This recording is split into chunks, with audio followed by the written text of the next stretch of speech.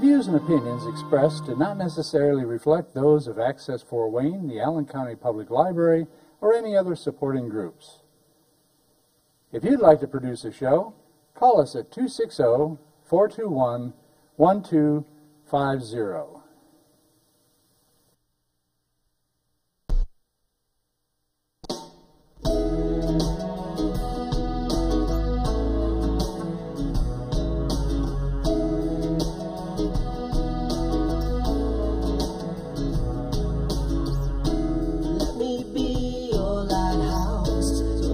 Show you the way. Let me be your shining light, keep you from drifting away. I'm the one that makes you try. Hello, good morning, good afternoon, good evening, whatever time this comes on. But listen, I'm happy that you are here with me again. This is Patty Hunter of Patty's Page. So, to my left is John Dickmeyer, my co-host for today. Hello, Patty. How are you? I'm fine. And who do we have beside you? Oh, I know this lady well. Looks like Randi Lincoln to me. It is indeed. And you have been on my you haven't been on my show, but I've been at your networking. It's called Georgetown Plus Networking. Yep, we have two networking groups. One is Georgetown Plus. That meets on Mondays at the Innovation Center. Right. And then we have one that's called Exit 25, and that meets at Ziano's Chapel Ridge on Maysville every Wednesday. This is all in Fort Wayne. All in Fort Wayne. Local, over 1,400 business owners and CEOs who choose to come together for lunch in a new and different relational way. How long have you been doing it? 5 years on one, 4 years on the other. Oh, that's, wow. Yeah. I think it's time to say the motto. I would be honored. I would be honored. Yes. Tell us the motto for both groups. The motto for both groups actually came about when my partner, who helped me with all of my networking groups, the late Randall Brubaker, created a motto for all of us that every networker knows when they come to the group, and it is, how can I help you help me help you today? Oh, that's a beautiful saying. It's a non-competitive type of a networking group where people come to get inspired, mentor each other, and truly promote each other to success. So how did you get into it? Well, it wasn't really my choice. I had no intention of starting or being a part of a networking group. I had about 20 years previously been invited to a networking group, wasn't familiar with what it was. Right. And when I went, I was met at the door, and someone said, well, you're welcome to come in today because this is your first time, but you won't be welcomed back because we already have one who does Mary Kay, which is my field. Which is also what you're doing. And I didn't understand that. It didn't make any sense to me. But it was my first opportunity with networking. And I actually started another networking group out south to help one of my nonprofits make some money and rebuild. So what you went through the first time you went to networking was a closed. It was an open group, believe it or not. Was it open a group and they wouldn't? I think it was just some miscommunication between some of the networkers. And that happens. That happens. I think there's no clarity in some open networking groups. And when I started my own group to help, what I found is that it was open, but it was almost all men that would come. Right. And I would walk out, because I was with Mary Kay, feeling a little bit like there's the girl who plays in the makeup and we'll just tolerate her because she's here, even though I owned the group.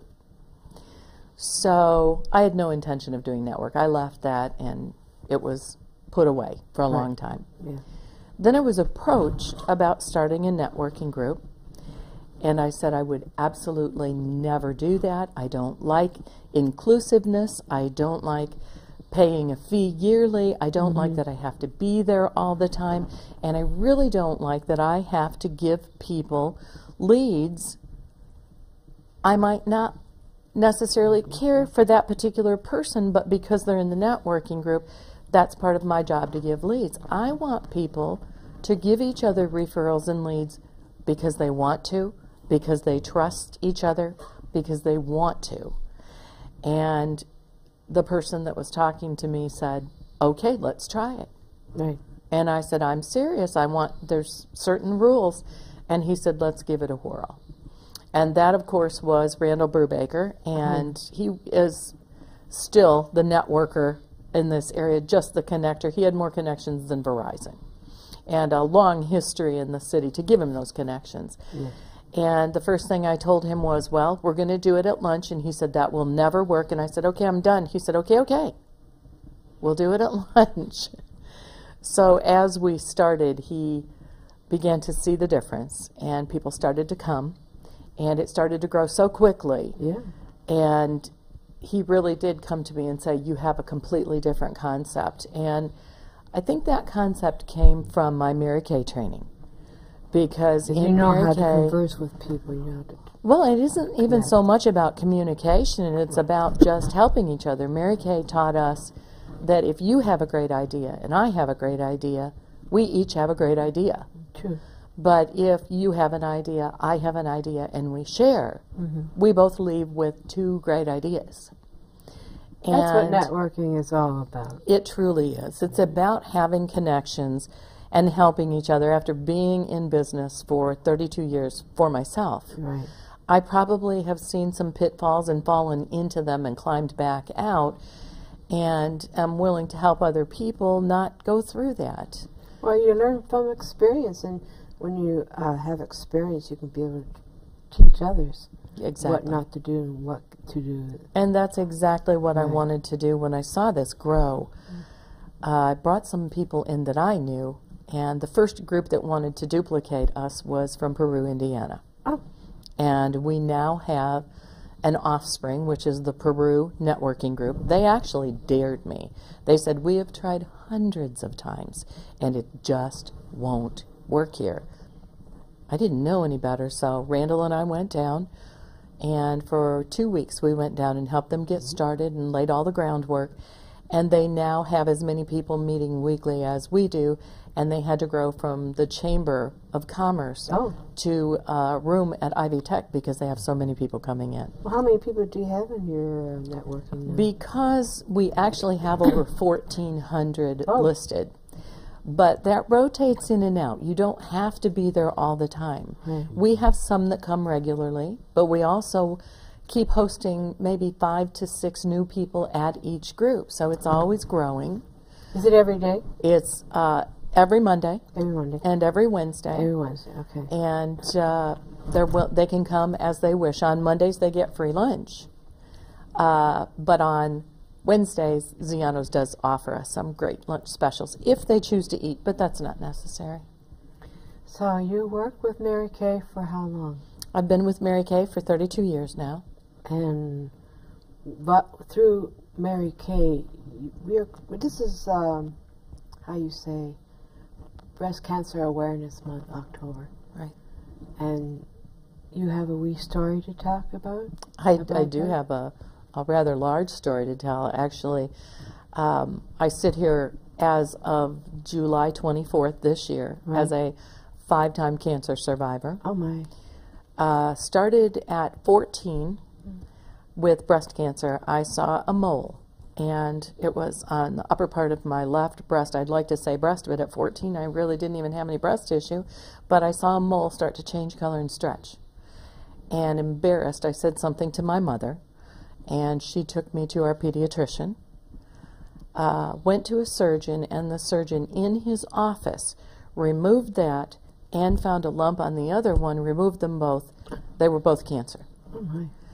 And which still amazes even doctors and medical professionals that I started that young. I then again had breast cancer at 22, 24, and then I was clean until I was 54, and when I turned 54, my mother, who was diagnosed with her second cancer and succumbed to that, while I was helping her, I kept having something, and I'd had it for about 6-8 years.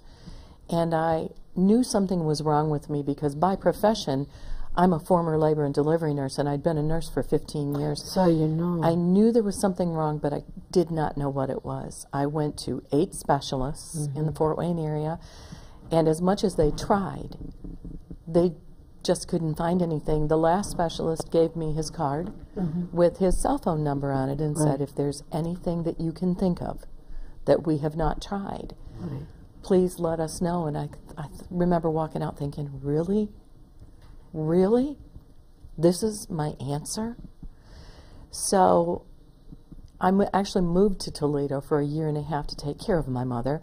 One of the things Mary Kay has afforded me is the opportunity to do things like that. And I would have like a golf ball would come up on my neck. It didn't hurt. I wouldn't even know it was there. My secretary would go, your neck's doing that thing again. And I'd feel it. It would be very hard, and then it would disappear. It would go back in? Yeah, it would just disappear. And so I came home from Toledo to do a little work and some laundry just for a day, and it happened. And I thought, I'm going to drive down to my doctor's while this is happening. And this was a doctor that I raised from the time he came in as a doctor at the hospital, so I figured at least he would listen to me. And I went down and I said, right there, and he said, I think it's just a plugged salivary gland. And I said, with my history, would it be okay if we just get an ultrasound? And he came back in and he said, they can only get you in tomorrow morning at 10. And I said, that's good, I'll stay. And I'll do it. So I stayed, and I went out to Parkview. And of course it was gone by then. The lump had gone down, but I had the ultrasound. And I asked them to send it to my mother's oncologist in Toledo because I was heading back to the University of Toledo. And by the time I got from Parkview to the University of Toledo, the oncologist was standing at the door waiting for me, and he said, come with me, you were right. And he took me over. They did an ultrasound within an hour, CT scan within an hour. And 2 days later, they removed the largest thyroid tumor they've ever removed at the University of Toledo, and it was cancerous. And they took all of my lymphs and everything. And highly unusual that they would find something like that quickly. But I had excellent care and found out what it was. That is good. Yes. Do they have anything here in Fort Wayne now that oncologists, just as good? Oncology is changing minute by minute right now. And I do believe that sometimes you have to listen to yourself. And finding a doctor is like grocery shopping. If you go and you can't find the bread that you like, or you can't find the coffee that you like, you go to another grocery store. You got to do your own research. You do, and you have to be willing to get another opinion, because right now it's very important. It's not that doctors aren't equipped, it's just that some, I think, are equipped with more of the newer technology, and I just happened to be at the right place at the right time. If I was still here in town, would they have found it? I don't know. Probably. Who knows? But I think that there was a higher power that was guiding. God led you to that doctor. Yes, he did. I have an interesting question here.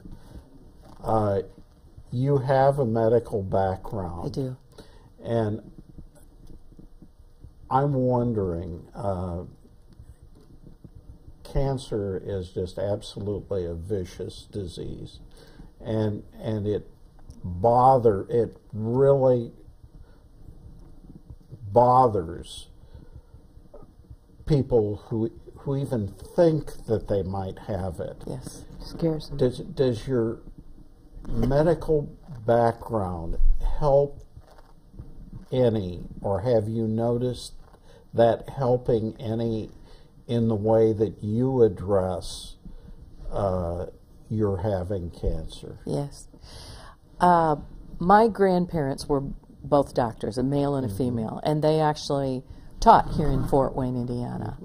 And so I always wanted to be in the medical field. I wanted to be a nurse from the time I was 5. And followed that dream. But because my cancer started so early on, I didn't have that medical knowledge. And I had cancer, you know, at 14, you have friends and family and support, and you don't really think about it. Now that I look back and I realize that at 14 years old, when people had breast cancer, they just did radical mastectomies, and you either made it or you didn't. I was just very blessed to have been in God's hands and directed to the right people. But I think growing up and becoming a nurse later, then having cancer as a nurse, I don't think it affected me like it affects other people, because I'd already gone through some of that and the treatment. And so to me it was just like, how do we fix it this time?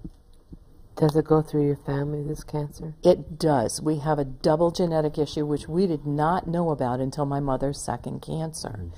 With her second cancer, my sister and I both went to her specialist, and the specialist said, has anyone else had cancer? And my mother said, I had breast cancer at 61. She said, has anybody else had cancer? And I said, I had breast cancer at 14, 22, and 24. And she looked at me and she said, anybody else? And my sister, unbeknownst to me, said, yes, I had a hysterectomy at 39 for cancer. She had told me that she had a hysterectomy. She never had told me that it was cancer. As the doctor continued to ask questions, my daughter said, yes, my daughter had a hysterectomy at 25. At this point, I'm starting to panic, and I'm realizing That's going through the family. And she said, anybody else? And I said, yes, my only other sibling, my brother, had thyroid cancer at 39. And she said, may I send you to a genetic specialist at the University of Toledo? And I said, thank you. And he actually called us before we were out of the office. And we were in his office the next day. And we are still a research project of his. And he has actually moved from the University of Toledo Med Center down to Atlanta, Georgia, to start that university's oncology team. So John Geisler and his wife Kelly Manahan, I've heard of them. amazing. Yes. When I was living in California for several years, they thought I had breast cancer too. They did a biopsy. Well, it wasn't breast cancer, but it was a fibrous cyst. Fibrocystic. I had cysts all over in my body. Yes. Throughout as I was growing up. So I have scars all over the place, and it took a chunk out of my area. And you know, it scared me for about a month. I didn't know for a month. It scared me fretless. You know, Not knowing is probably the hardest part. Scared me. I was just out of body, that Yes. type of thing. You know, I just couldn't realize that something like that would actually happen. Well, and when people are diagnosed, Right. I really encourage them to call me. Right. The family members and the person who is going through cancer, because it's hard to talk to someone else about cancer when they don't know anything about They it. haven't gone through it. And when you're terrified and you're diagnosed with the C word, Yeah. it's like a curse. And it's also something that people, they're scared. Like, if they know you're diagnosed with cancer, John, they're going to stay away from you, not consciously, but subconsciously they stay away from you because They don't want they're to get it afraid. themselves. Well, they're afraid that they don't know what to say. They just don't know what to A say. friend of mine died of cesarean, cervical cancer. Oh, yes, the silent killer, the worst. Very This hard was to a couple of diagnose. years ago. I've known her for 20-some odd years. And her husband was just devastated, and I'm worried about their daughter, whether she would get something like that. Well, and they do so much more now. They have genetic testing that they can test. My genetic issues throughout the family was not breast. It was not BRCA1 or 2. It was colon and uterine. Oh, that was in So- my family, too. After they worried about did that now. the thyroid removal, 4 months later, they did a total hysterectomy on me, and then I was treated with some new experimental radiation that set a new precedence for treatment and also caused some pretty major side effects with me, but part of the deal. It's part of the deal. My grandmother, who I never met, had cervical cancer. This was back in the 1920s and 30s or something like that. They put a radioactive isotope in her. I had that treatment for one. And they left it in. Yep. And she died of radiation poisoning. Yep. That was scary. It is, but they were learning. Hardly. See, one of the things that is developing these days is something that isn't medical. It's genealogy, and going back and going into the history of the family is so very, very, very important. Yes.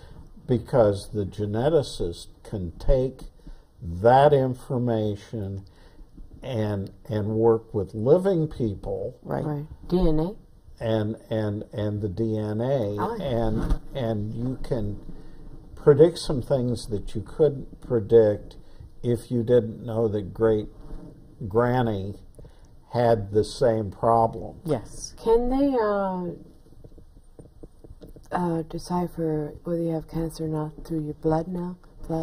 It depends on what type of cancer you have. There are some cancers that can be detected through blood. There are also some cancers, like with my thyroid cancer, they check my blood levels. Right. Because when my certain blood levels will go up or down, it can release the cancer cells that are in there again. So it's very important You have to be careful. that it's kept at a certain level. Well, yes. how do you protect yourself? Constant blood level checks. Right. They call me and tell me from Toledo when I need to have a blood level check, constantly adjusting medications. I have a wonderful team that does that. You know, the things that they know now are just so incredible based on what they had before.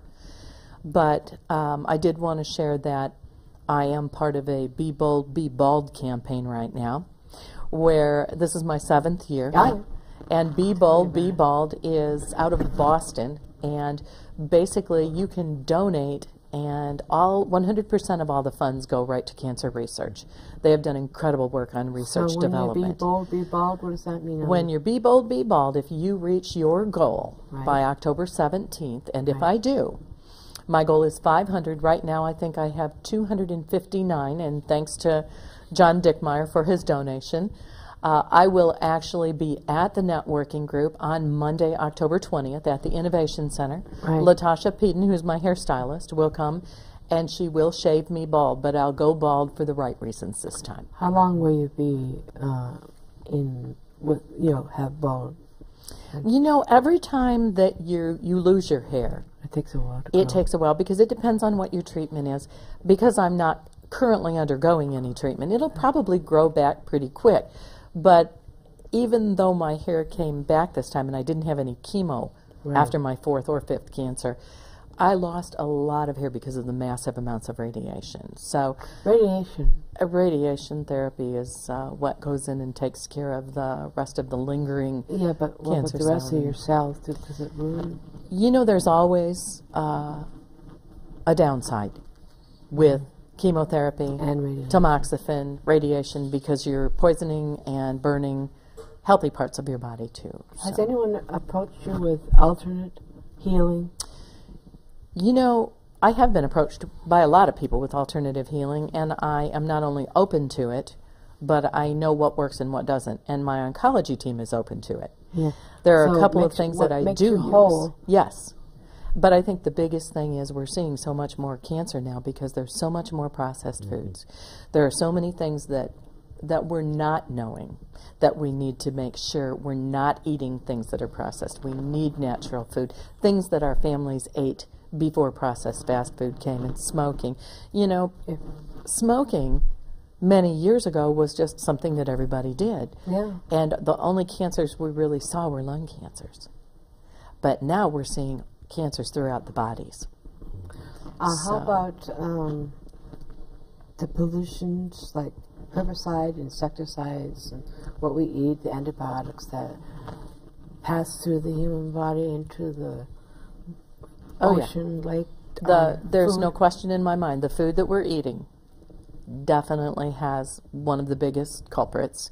And the second thing is, and this is coming from a medical professional, our medications are simply herbs and oils that have always been produced naturally, that have been chemically altered so that they're easier for us to take, or they're, digestible. And what they forget to tell us, and now they're starting to tell us quite frequently, is that when they chemically alter these drugs, they no longer work as well, and they also have side effects.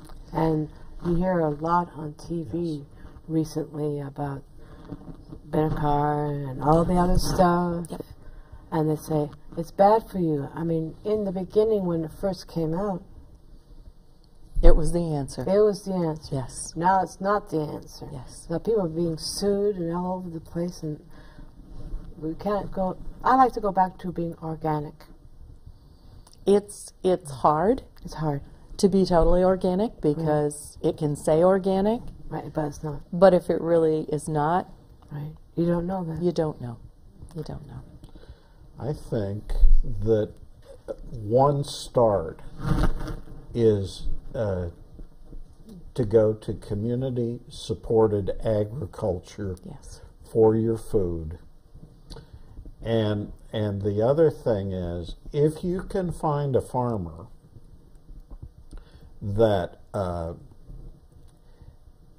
raises his own organic meat, that helps a whole lot too. Sure. And then have it specially butchered at a custom place. You have sense words like that.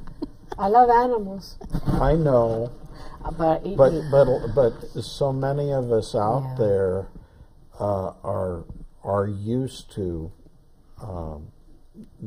meat, and I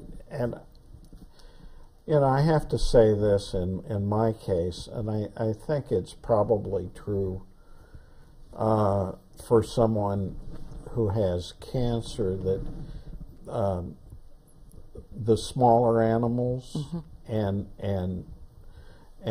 particularly the fowl, the chickens and duck and so forth have less of the carcinogens that you would have Like a with cow or something. particularly with beef. Yeah. There's so much research, so much.